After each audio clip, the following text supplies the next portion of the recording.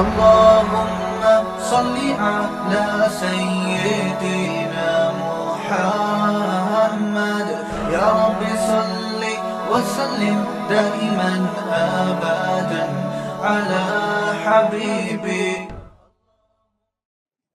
اللہ تعالیٰ نے مشرکین کی ایک علامت بتائی ہے، وہ یہ ہے وَإِذَا ذُكِرَ اللَّهُ وَحْدَهُ اشْمَأَزَّتْ قُلُوبُ الَّذِينَ لَا يُؤْمِنُونَ بِالْآخِرَةِ. اللہ کہتے ہیں مشرکین کو بھی اللہ سے محبت ہے، وہ بھی اللہ کو مانتے ہیں، لیکن جب اکیلے اللہ کا ذکر کیا جاتا ہے نا کہ صرف اللہ، صرف یا اللہ مدد، اللہ کے سوا کوئی حاجت روا مشکل کشا نہیں ہے، تو تم دیکھو گے ان کا چہرہ بدلنا شروع اور ان کا دل تنگ ہونا شروع، ان کو گھٹن محسوس ہوتی ہے، یار یہ کیا بات کر رہے ہو، صرف یا اللہ مدد، صرف اللہ مشکل کشا، صرف اللہ حاجت روا. ارے بھائی وہ جو غوث آدم کا نام لے لو تھوڑا سا، یا رسول اللہ مدد بھی تو ٹھیک ہے، یا رسول اللہ انظر حالنا واسمع قالنا، اے نبی ہماری حاجت پوری کریں آپ. یہ کیا ہے؟ سمجھ میں آ رہی بات کہ نہیں آ رہی؟ تو یہ اللہ نے 1400 سال پہلے بتا دیا تھا. اذا ذکر اللہ وحدہ اشمئزت قلوب الذین لا یؤمنون بالآخرہ، جن کا آخرت پر کامل ایمان نہیں ہے نا، جب ان کے سامنے صرف اللہ کہا جاتا ہے تو ان کو بہت زور سے جھٹکا لگتا ہے. وہ کہتے ہیں مخلوق کو وسیلہ بنائے بغیر ڈائریکٹ اللہ کہاں سے آ گیا؟ تو جب ڈائریکٹ اللہ کا ذکر ہوتا ہے تو ان کو تکلیف ہوتی ہے. یہی اپنے ایمان کو ناپنے کا ایک بہت بڑا ذریعہ ہے. بھائی توحید اسلام کا ایک حسن ہے، ہم صرف یا اللہ مدد، اس کے علاوہ سب کیا ہیں؟ یا ایھا الناس انتم الفقراء الی اللہ، اے لوگو تم سب کے سب اللہ کے محتاج ہو. واللہ هو الغنی الحمید، صرف ایک اکیلا اللہ ہے جس کو کسی کی ضرورت نہیں ہے، سب محتاج ہیں. تو محتاجوں سے تھوڑی مانگا جاتا ہے بھائی، مانگا اس سے جاتا ہے جو کسی کا محتاج نہیں ہے. اور یہ جو کہتے ہیں نا فلاں کے بیچ میں لا کے اللہ تک پہنچو، ڈائریکٹ نہیں پہنچ سکتے، یہ بھی ہے فضول باتیں ہیں. آپ جب کسی کو بیچ میں لا کے اللہ تک پہنچو گے تو وہ بیچ والا اللہ تک کیسے پہنچ گیا ڈائریکٹ؟ جب وہ پہنچ سکتا ہے تو آپ بھی پہنچ سکتے ہو. تو نحن اقرب الیہ، وہ بھی تو مخلوق ہے نا اللہ کی، تو نحن اقرب الیہ من حبل الورید، اللہ کہتے ہیں ہم تمہاری شہرک سے بھی زیادہ قریب ہیں. اب لوگ ایک آیت پیش کرتے ہیں یا ایھا الذین آمنوا اتقوا اللہ وابتغوا الیہ الوسیلہ. اس امت کا جو سب سے بڑا فتنہ ہے نا، قرآن کی فہم وہ جو اسلاف سے منقول نہیں ہے، اخپل طریقے سے آیتوں کی تفسیر. ہر آدمی آیت ایسی تفسیر کر رہا ہوتا ہے اور پھر کہتا ہے میں کسی کو نہیں مانتا، میں جو کہوں گا میں اندھا مقلد تھوڑی ہوں. ارے تو کیا پہلا آدمی ہے جو قرآن سمجھ رہا ہے؟ تجھ سے پہلے لوگوں نے قرآن نہیں سمجھا کیا؟ تو یہ جو آیت ہے نا یا ایھا الذین آمنوا اتقوا اللہ وابتغوا الیہ الوسیلہ، اے ایمان والو اللہ سے ڈرو اور اللہ تک پہنچنے کا وسیلہ تلاش کرو. تو یہ لوگ کہتے ہیں دیکھو اللہ تو خود کہہ رہے ڈائریکٹ نہیں پہنچ سکتے، بیچ میں وسیلہ لانا پڑے گا. تو یہاں وسیلے کا جو مفسرین مطلب بیان کرتے ہیں صدیوں سے، وہ کیا ہے؟ وسیلے کا مطلب اللہ کا قرب حاصل کرنے کے لیے کچھ کرنا پڑے گا، تمہیں اعمال کو ذریعہ بنانا پڑے گا. جیسے آپ کسی سے محبت کا دعویٰ کرتے ہیں، وہ کہتا ہے بھائی اس کا تمہارے پاس کیا دلیل ہے کہ تم واقعی مجھ سے محبت کرتے ہو؟ تو آپ اپنا عمل پیش کرتے ہیں، عمل کو ذریعہ بناتے ہیں. تو یہاں قرآن کہہ رہا ہے اللہ تک پہنچنے کا وسیلہ یعنی عمل. تو عمل کا وسیلہ تو جائز ہے بھائی، بلکہ آگے قرآن کیا کہہ رہا ہے وجاہدوا فی سبیلہ، اللہ کے راستے میں جہاد کرو. تو یہ جہاد ہے وسیلہ. سمجھ میں آ رہی بات؟ جیسے ہم اللہ سے دعا مانگتے ہیں، یہ دعا بھی ایک عمل ہے نا اللہ تک پہنچنے کا، تو یہ دعا بھی ایک وسیلہ ہے. اب کوئی یہ کہے کہ دعا کو اللہ اور بندے کے درمیان وسیلہ کیوں بنا رہے ہو؟ بھائی یہ وسیلہ اور ہے اور آپ جس وسیلے کی بات کرتے ہو وہ اور ہے. دعا تو ڈائریکٹ آپ کو اللہ تک پہنچا دیتی ہے، اس میں کسی اور چیز کا وسیلہ نہیں ہوتا، اس لیے دعا کو وسیلہ کہا گیا ہے. تو اعمال آپ کو ڈائریکٹ اللہ تک پہنچا دیتے ہیں. نماز آپ کو ڈائریکٹ اللہ تک پہنچاتی ہے, جہاد آپ کو ڈائریکٹ اللہ تک پہنچاتا ہے, تہجد آپ کو ڈائریکٹ اللہ تک. تو یہ جو قرآن میں ہے نا, اللہ کی طرف وسیلہ تلاش کرو, اس سے مراد ہے نیک عمل کرو. سمجھتے ہو کہ نہیں سمجھتے؟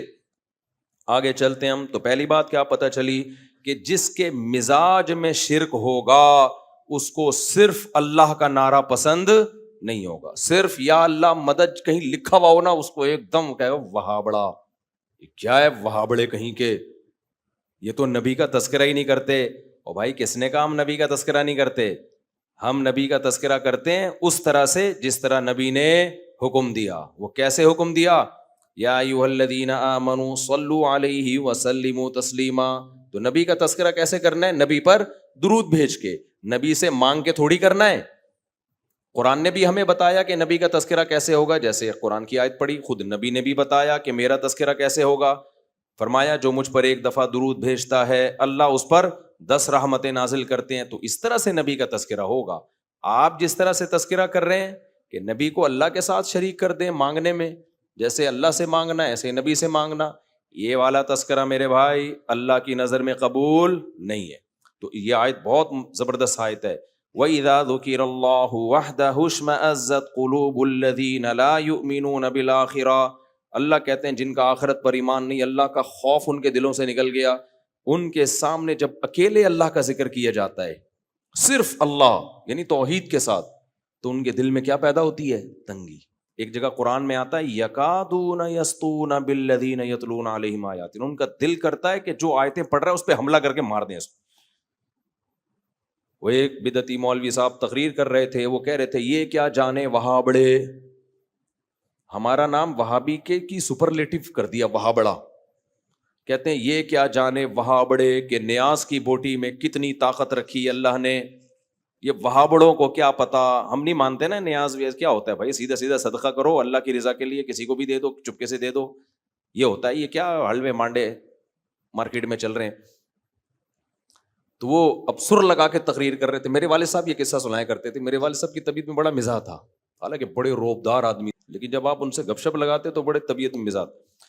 وہ واقعہ سناتے تھے گھر میں کہ ایک صاحب تقریر کر رہے تھے, ایک مولوی کہتا ہے یہ کیا جانے وہاں بڑے کہ نیاز کی بوٹی میں اللہ نے کتنی طاقت رکھی ہے. کہتے ہیں ایک کوا نیاز کی بوٹی لے کے اڑا اور اس کے منہ سے قبرستان میں وہ بوٹی گر گئی. جب قبرستان میں گری ہے تو جتنے مردے تھے اللہ نے سب کی بخشش کر دی. ابھی نا ایک دن افطاری پہ 4-5 دن پہلے ایک صاحب مجھ سے ملے, بڑے مل رہے تھے. یہ وہ کہنے لگے بھائی میں گرین چینل ہوں, میں آپ کو نہیں مانتا لیکن بار بار آپ کے بیان سنتا ہوں. میں نے کہا چلو یار چینل ویلے چھوڑو, ابھی پکوڑے کھاؤ کیا تم. خیر اچھے عزت سے کہتے ہیں لیکن میں ایک فلاں مولوی کو سنتا تھا تو مجھے بڑا دھچکا لگا ہے. میں نے کہا کس کو؟ انہوں نے کوئی نام بتایا, مناسب نہیں ہے نام کسی کا. کہتے ہیں یار وہ کرامتوں کے واقعات بتاتے تھے, میں سنتا تھا. ایک دن انہوں نے ایسا کہا, میں نے کہا یہ کچھ زیادہ ہو گئی ہے. کہتے ہیں میں نے کہا یہ کچھ زیادہ ہو گئی. میں نے کہا فار ایگزامپل. کہتے ہیں اس کے بعد سے مجھے تھوڑا جھٹکا لگا ہے, لیکن ہیں وہ اسی چینل میں, مطلب ان کا کسی خاص مولوی سے بدگمان ہو گئے وہ. میں نے کہا کیا کہہ رہے ہیں؟ وہ بتا رہے ہیں کہ بھائی غوث اعظم کا دھوبی جب قبر میں گیا تو دھوبی سے فرشتوں نے آ کے سوال پوچھا. اب میں نے تو جو ان کے منہ سے سنا شاید الفاظ آگے پیچھے کر لوں. تو دھوبی نے جب ان سے آ کے سوال پوچھا من ربک, اور جو پوچھتے ہیں نا قبر میں, تو انہوں نے کہا تجھے پتہ نہیں ہے میں غوث اعظم کا دھوبی ہوں. یعنی تجھے کس سے پوچھ رہا ہے بھائی, تو کس قسم کی باتیں کر رہا ہے؟ تو فرشتہ بھی حیران ہے, اب یہ تو جواب ہی نہیں دے رہا, اور جواب ریفرنس کس کا دے رہا ہے؟ بھائی میں غوث اعظم کا دھوبی ہوں. تو پھر پوچھا غوث اعظم کو کال ملائی ہوگی یا کیا کیا ہوگا, بھائی آپ کا بندہ ہے. تو انہوں نے کہا وہ تجھے شرم نہیں آتی, میرا بندہ آیا ہوا ہے, تو اس سے کیا پوچھ رہا ہے؟ سوالات پوچھ رہا ہے. تو جو میرے ساتھ افطاری میں پکوڑے کھا رہے تھے, انہوں نے کہا کہ میں نے کہا یار یہ تھوڑی کیا ہو گئی ہے بھائی, زیادہ ہو گئی. ہم ترکی کے میوزیم میں تھے نا, تو وہاں بڑی چیزیں, یہ حضرت فاطمہ کا کرتا ہے. میں نے کہا ہوگا بھائی ہوگا, ان کے پاس تو ایک ظاہر خلافت عثمانیہ رہی ہے, تو یہ فلانا ہے, یہ ڈمکانا ہے, یہ یوں ہے, یہ وہ ہے. میں سنتا رہا. ایک لاٹھی لٹکی ہوئی تھی. میں نے کہا یہ کیا؟ انہوں نے کہا یہ حضرت موسیٰ کی لاٹھی ہے. میں نے کہا یار تھوڑی زیادہ ہو گئی, تھوڑا سا کیا کر رہو, یہ کچھ زیادہ ہو گئی. مجھے وہی لطیفہ یاد آیا کہ پاکستانی نے کہا ہمارے ہاں لوگ ناک سے کھانا کھاتے ہیں. کسی نے کہا بالکل ناک سے, انہوں نے کہا بس تھوڑا سا نیچے. تو مجھے خیال ہوا یہ لاٹھی حضرت موسیٰ کی, تو میں نے کہا تھوڑا سا کم کر لو, کچھ اور کہہ دو, امام ابو حنیفہ کی لاٹھی ہے, امام شافعی کی لاٹھی ہے, امام بخاری کی, تو کچھ سمجھ میں آ جائے گا. یہ تھوڑا سا کیا ہو گئی زیادہ.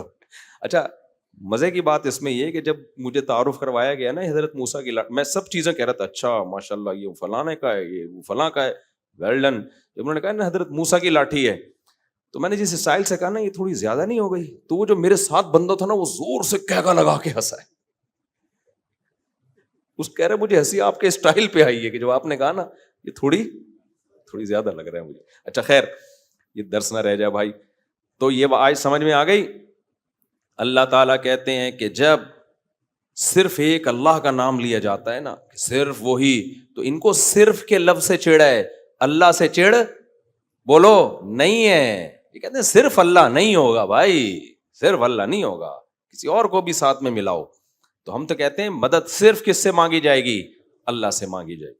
دوسری بات اللہ تعالیٰ نے انہی آیتوں میں فرمایا, آیت نمبر 42, اللہ یتوفی الانفس حین موتها والتی لم تمت فی منامها. جن لوگوں کو برزخی زندگی سمجھ میں نہیں آتی ان کو اللہ نے سمجھایا ہے ایک مثال سے. اللہ کہتے ہیں جب تم سوتے ہو, نیند میں جاتے ہو, تو تمہارا اس دنیا سے کنیکشن ختم. اس میں بھی اللہ تمہاری روح کو قبض کرتا ہے. کون کرتا ہے روح کو قبض؟ یہ تو سائنسدانوں نے سو کے دیکھ لیا تو ایمان لے آئے, نہیں دیکھا ہوتا تو سائنس نیند کو بھی نہیں کبھی مانتی کہ یہ بھی کوئی چیز ہے. ہم تو جو چیزیں دیکھ رہے ہیں ان کو ایکسیپٹ کرتے چلے جا رہے ہیں. تو اب مر کے کسی نے دیکھا نہیں ہے اس لیے اس کا انکار کر دیتے ہیں. تو اللہ کہتے ہیں جیسے نیند میں تمہاری روح اللہ قبض کر لیتا ہے, تو ایسے ہی سوتے میں بھی تمہاری روح قبض ہوتی ہے. نہ نیند میں فنا ہوتے ہو نہ موت کے بعد فنا ہوتے ہو. سارا کھیل کس کا ہے؟ روح کا کھیل ہے یہ. فَيُمْسِكُ الَّتِي قَضَىٰ عَلَيْهَا الْمَوْتِ. جب نیند میں تمہاری روح اللہ کھینچ لیتا ہے تو جس کو زندہ کرنا ہوتا ہے دوبارہ روح لوٹا دیتا ہے, مڑ جاتے ہیں. جس کو موت دینی ہوتی ہے اس کی روح کو روک لیتا ہے. کتنے لوگ سوتے میں مر جاتے ہیں نا, اس کی روح کو کھینچ لیتا ہے. تو یہ روح ہے اور روح کو سائنس ایکسپلین نہیں کر سکتی. آپ کو پتا ہے کچھ چیزوں کو ایکسپلین کیا جا ہی نہیں سکتا, وہاں انسان ہتھیار ڈال دیتا ہے. جیسے آپ دماغ کو سمجھنے کی کوشش کریں گے تو سائنسدان یہ کہتے ہیں پاسبل ہی نہیں ہے, کیونکہ دماغ کو آپ سمجھیں گے دماغ سے ہی, تو اس کے لیے کوئی آپ کے دماغ سے اوپر کا دماغ ہوگا جو آپ کے دماغ کو پڑھے گا, پھر آپ سمجھ پائیں گے. اور اوپر کا دماغ, اوپر سے مراد ہمارے مینٹل لیول سے اوپر کسی کا مینٹل لیول ہوگا تو وہ سمجھے گا, وہ اللہ ہی سمجھ سکتا ہے. ہم تو سوچیں گے اسی دماغ سے سوچیں گے نا, اور اس دماغ کی ایک لمٹ ہے, اس سے آگے وہ دماغ بڑھ نہیں سکتا. تو یہ پاسبل ہی نہیں ہے. سمجھتا ہو کہ نہیں سمجھتے ہو؟ تو اسی طرح سے روح کا بالکلیہ سمجھنا یہ کسی کے لیے ممکن ہے ہی نہیں, اور روح ہی حیات ہے. لہذا حیات کو حقیقی معنی میں سائنس ایکسپلین کر ہی نہیں سکتی. اللہ نے اس کو 2 لفظوں میں ایکسپلین کر دیا کہ اللہ کی کلمہ کن کی طاقت سے جو انسان میں زندگی پیدا ہوتی ہے اس زندگی کا نام کیا ہے؟ حیات ہے. سمجھتے ہو کہ نہیں سمجھتے ہو؟ اسی سے یہ بھی پتا چل گیا کہ جناب, اب پھر وہی اختلافی مسئلے آ جاتے ہیں, ہم آ گئے تو ایک جلدی انہوں نے نمٹانے دو نا, یہ بھی اجماعی مسئلہ ہے نا حضرت عیسیٰ کی حیات. جناب پروفیسر غامدی صاحب کہتے ہیں کہ قرآن مجید میں آتا ہے یا عیسیٰ انی متوفیکا, اے عیسیٰ میں تجھے وفات دوں گا, ورافعک الیہ, اور میں تجھے اپنی طرف اٹھا لوں گا. تو غامدی صاحب کہتے ہیں دیکھو وفات دوں گا کا مطلب تو موت دینا ہوتا ہے, اس کا مطلب اللہ نے عیسیٰ کو موت دی ہے. اس آیت سے پتہ چل رہا ہے کہ وفات کا اصل مطلب عربی میں موت نہیں ہوتا. موت کے معنی میں یہ لفظ استعمال ہوا تو ہے لیکن اس کا اصل مقصد موت نہیں ہے. اگر موت ہوتا تو دیکھو اللہ یتوفی الانفس, اللہ روحوں کو کھینچ لیتا ہے حین موتہا, ان نفس کی موت کے وقت. اب یتوفا کا معنی اگر موت دینا ہوتا تو کیا مطلب اللہ روحوں کو موت دے دیتا ہے انسان کی موت کے وقت, یہ مطلب ہوتا؟ اللہ تو کہہ رہے ہیں جب تمہاری موت کا وقت آتا ہے میں روح کو یتوفا وصول کر لیتا ہوں. یہاں موت ترجمہ کسی بھی صورت میں ہوتا ہی بن ہی نہیں سکتا. دیکھو توفا کا لفظ نکلا ہے وفا سے. اردو میں وفا کسے کہتے ہیں؟ پورا پورا چکا دینا, اسی کو کہتے ہیں نا وفا. یہ جو خشک موضوعات ہوتے ہیں میں ترنم سے اس لیے پڑھتا ہوں تاکہ سمجھ میں آ جائے, آرام سے, پیچیدگی میں نہ جائے. کہتے ہیں نا فلاں نے وفا کی ہے میرے ساتھ, کیا مطلب؟ میں نے قربانی دی تھی, اس نے اس قربانی کا پورا پورا بدلہ چکایا. وفا پورا پورا کسی کو کوئی چیز دے دینا, اور توفا باب تفعل میں پورا پورا وصول کر لینا. تو توفا کا اصل معنی عربی میں وصول کرنا ہے, موت دینا نہیں ہے. اگر باڈی روح کے ساتھ وصول کر لی تو اس کا مطلب کیا ہے؟ پورا جسم وصول کر لیا. اور اگر صرف روح وصول کی ہے, باڈی چھوڑ دی, تو صرف روح وصول کی ہے. سمجھتے ہو یہاں کیا اللہ فرما رہے ہیں؟ اللہ یتوفی الانفس, اللہ روحوں کو کھینچ لیتا ہے, وصول کر لیتا ہے, حین موتہا, اس نفس کی موت کے وقت. تو موت کے وقت اگر اللہ موت دیتا, روح کو موت دیتا, تو روح کو موت تھوڑی آتی ہے, پھر وصول کس چیز کو کیا ہے؟ سمجھتے ہو؟ تبھی آگے اللہ کہتے ہیں جس کو موت دینے کا ارادہ ہوتا ہے اس کی روح نہیں لوٹاتا, روک کے رکھ لیتا ہوں اپنے پاس. اور جس کو زندہ کرنا ہوتا ہے, جو روح لی تھی واپس, اس کو باڈی کو واپس کر دیتا ہوں. سمجھ میں آ رہا ہے؟ تو توفا کا اصل مطلب کیا ہوا؟ وصول کر لینا. ہاں موت کے معنی میں استعمال ہوا ہے, لیکن اصل مطلب اس کا وصول کرنا. تو اب میں آیت کا ترجمہ کرتا ہوں. اللہ کہہ رہے ہیں عیسیٰ علیہ السلام کو, یا عیسیٰ انی متوفیکا, اے عیسیٰ میں تجھے وصول کر لوں گا. ورافعوک الیہ, اس کی صورت کیا ہوگی؟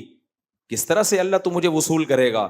رافعوک الیہ, یہ عطف تفسیری ہے, آگے ڈیٹیل بیان کر رہا ہے یہ. واو, رافعوک الیہ, میں تجھے اپنی طرف اٹھا لوں گا, پوری باڈی سمیت تجھے اٹھاؤں گا میں اپنی طرف, اس طرح سے میں تجھے وصول کروں گا. سمجھتے ہو کہ نہیں سمجھتے ہو؟ اس لیے غامدی صاحب نے اس آیت کے ترجمے میں ڈنڈی ماری ہے. سمجھتے ہو؟ تبھی میں کہتا ہوں اسلاف سے علم لوگے تو فائدے میں جاؤ گے, اس زمانے کے لوگوں سے پوچھو گے تو ضلوا واضلوا, خود بھی گمراہ ہوئے اور تمہیں بھی گمراہ کریں گے. تو یہ امت کا اجماعی عقیدہ ہے. حضرت عیسیٰ علیہ السلام پر موت واقع نہیں ہوئی ہے, اور حضرت عیسیٰ آسمانوں پہ زندہ ہیں. اور حدیث میں آتا ہے لا تجتمع امتی علی ضلالہ, میری امت گمراہی پہ جمع نہیں ہو سکتی. تو جب امت کا اجماعی عقیدہ ایک دفعہ بن گیا کہ حضرت عیسیٰ زندہ ہیں, تو اب اس سے انحراف کرنا کسی بھی دلیل کی بیس پہ جائز نہیں ہے. سمجھتے ہو کہ نہیں سمجھتے؟ آگے